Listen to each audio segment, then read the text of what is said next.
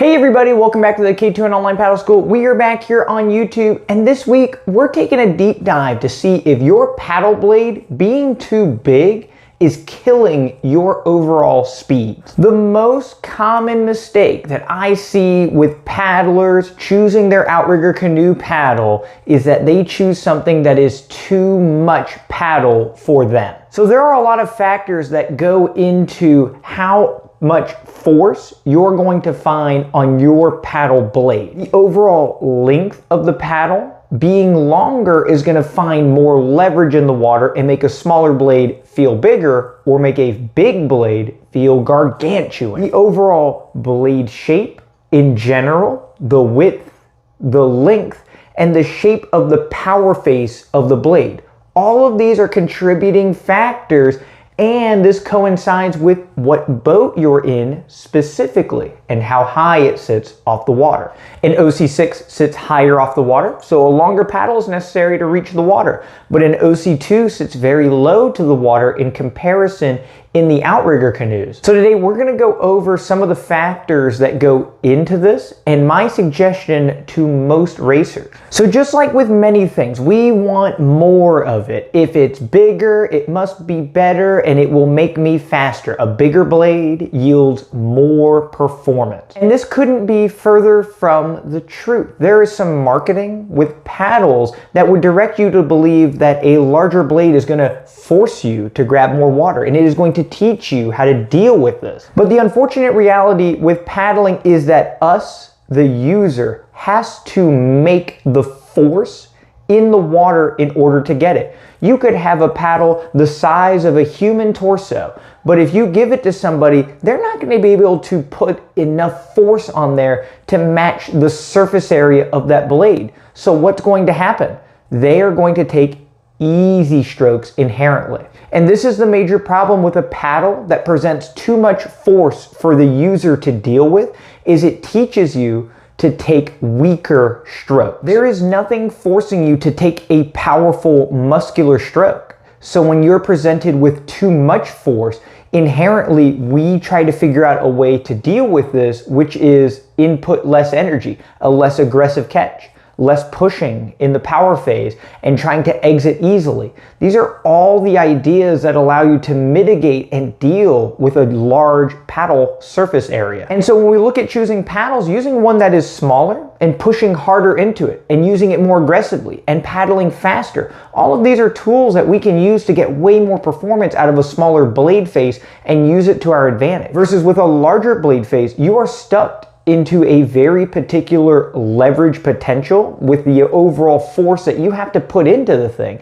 And because it's so high, if you can't reach that demand, your time through the water is slow. Your effort taking the strokes yields low performance, and all of these things contribute to an overall boat speed that is very limited. So one of the factors that goes into choosing your overall blade size is how strong you are off the water, or your perception of how strong you are off the water. How much weight you can put on a barbell and move through various range of motions has nothing to do with how strong you are as a paddler. Your strength as a paddler is directly correlated to how fast you can move an individual boat by yourself. If you can move a boat fast, you are a strong paddler. If you move a boat slowly, you are a weak paddler. So your technique, your movement, your mastery of using a stick to grab a liquid, to propel a piece of carbon fiber through the water, this dictates your true strength as a paddler. And the reason that I point this out is paddlers are going to choose a blade size based on their perception of their strength off of the water and not based off of their actual strength as a paddler. If you are an incredibly strong paddler, a bigger blade surface area is something that you can truly wield and use to your advantage. But if you are a weak paddler and you are using a blade surface area that is overly large, you will reach diminishing returns immediately and have limited success just based on the tool that you chose to use. If you've been watching the vlog series, I use a 22 centimeter wide paddle, which is 8.6 inches wide. And overall, it is a short paddle length as well. So I use a pretty small paddle, but the ability to push into it and get the performance out of the small blade comes from my mastery as a paddler. In my racing region, I've had the luxury of winning a lot of these Outrigger canoe races using one of the smallest blades on the start line. If the smaller blade did not yield the performance, then my success would be limited based on the tool that I'm using. So let's look at the factors that go into how much force you're going to find on the blade, and then using that to figure out what size of a paddle you should probably be using. The width is one aspect. The length is a second aspect, and the shape or outline of the paddle blade itself is the third aspect. So when we think of a paddle being 1 centimeter or a ½ inch approximately wider, we think that the paddle is only going to be a very small surface area difference. But when we compare the paddle blade with one that is 23 centimeters, and proportionally a larger paddle, you can see how much of a difference that ends up making. So 22 centimeters for the width versus 23 centimeters, you can see that the paddle blade jumps in size dramatically. And so now if you're choosing a 9.5, a 9.75, or a 10-inch paddle, or a 24.5 to 25 centimeter wide paddle, this is now going to be a 3 times jump from the 1 centimeter. And so the amount of force that you're finding based on the outline and the shape of the paddle goes up incredibly high. The next factor in the overall force that you're going to find is the length of the paddle.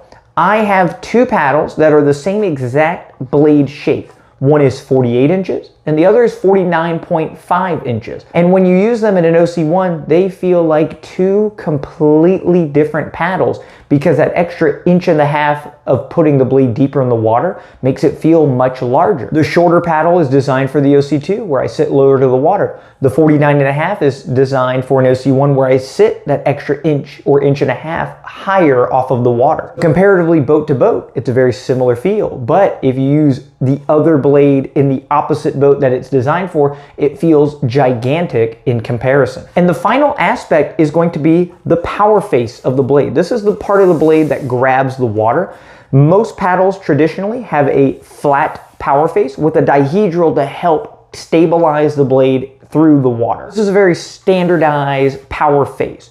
If you have a paddle that is concave, which means that it makes a V shape, it is going to grab incredibly more force disproportionate to the size of the blade. The outline of the paddle contributes to this, right? You can see that this outline comes in on itself. So there's less surface area here than there is on the bottom half. If you have a paddle that is square, it is going to find tremendously more force throughout the water because there's more surface area here on the paddle. Combine that with a concave at this point, and it is grabbing dramatically more force than its size or square surface area would dictate. So keep this in mind, even if the paddle blade is small, its outline and the shape of its power face is going to influence how much force you find, and too much force is counterproductive to your overall success. The other idea with too much of a concave is that it is going to pull the opposite side of the blade to a high point, and we're gonna have this high point on the front part of the paddle. So now as the blade leaves the water, the more that this sticks out forward, as you exit, you create more surface area for the blade to drag and slow down your boat on the exit. So you find too much force and you're not able to accelerate through the water at a speed that is conducive to high performance, and your reward for leaving the water is an additional slowdown from the opposite blade face. So these are designs to look at and understand why top tier racers do not choose these paddles, because there are features on them that slow down or bog down their overall speed. So from my assessment, I use an 8.6 inch wide paddle, 22 centimeters. This is very small by most people's standards. Many people use a 10 inch or a 9.75 or a 9.5 or a 9.25. And it is frustrating to watch paddlers that are limited in their ability to connect to the water use a paddle that is larger than something a world champion would choose. Many top tier racers use a 24 centimeter wide paddle, which is about 9.4. And you have to think about their strength as a paddler, their ability to move a boat, their moving speed, and their ability to hold this. If we're not close to these metrics, why would we choose the same exact tool as them? If I'm going slower than the world champion, should I use a smaller paddle blade? And this answer is yes for the majority of us as racers. If the world champion uses a 9.4 and you're using a 10, who are you fooling, right? You are not getting anything out of this tool in a performance orientation. So being real with the situation that you're in and choosing a tool to maximize your skill level is very important. And this goes extra for female paddlers, right? It is frustrating watching a lady use a 9.5 or a paddle blade that is really long, or looking at a power face that is designed for a titan of a human to use and watching a petite lady use it. Having a smaller blade goes a lot further in maximizing your overall success. So the range of 22 to 24 centimeters is something that we're looking at, assessing the overall length, and going a little shorter is gonna be okay in making sure that you're not grabbing too much force. Paddling slowly through the water equates to paddling slowly with your vessel. Excellent. Thank you guys so much for checking out the video. I've been working one-on-one with a lot of racers that come from all over the world here in Hernando, and looking at the tool that they use makes me really think about how unstandardized the information flow is when coming to choosing a tool. There are a lot of gimmicks that force people to buy whatever the manufacturer is making, but it doesn't mean that that tool fits the user perfectly. You have the opportunity to pick exactly what you want. So understanding these ideas that come into the paddle allow you to make a more informed decision when choosing a paddle. If you need any more help with your overall technique, off the water exercises, on the water drills, workout plans written by a coach, video reviews from a coach, check out the K2NOnlinePaddleSchool.com today. We have all kinds of online resources to help connect with you anywhere on the planet to make sure that you're reaching your goals this racing season. I want to give a big shout out to all of our YouTube members, and their names are going to appear here. It is $2.99 a month right here through YouTube to become a YouTube member, and you get to watch these videos almost an entire month early. It's only a small perk to be able to see these videos, but your subscription goes a long way in growing this channel. Thank you all so much for the support. Don't forget to subscribe if you have not, and we'll see you all next week for the next paddle tip video.